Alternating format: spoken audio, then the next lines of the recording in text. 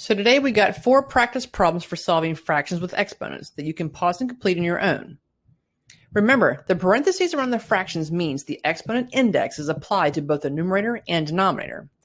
If you don't see parentheses, it only goes with the number that it's next to. Example 1, 2/3 squared. The parentheses means we'll be squaring both 2 and 3, so let's write that out in expanded form to be 2 times 2 over 3 times 3. The answer is 4/9. Example 2, 2 cubed over 3.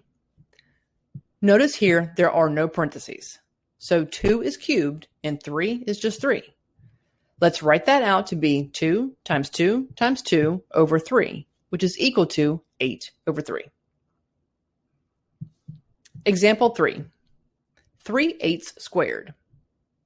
We have parentheses again, so that means this is the same thing as 3 squared over 8 squared.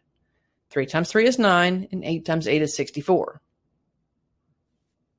Last example, 1/5 to the 4th power. This is the same thing as saying 1/5 times 1/5 times 1/5 times 1/5.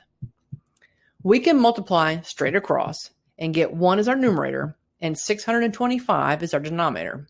1 over 625 is our answer. If you got them all right, click that thumbs up button and leave me a comment.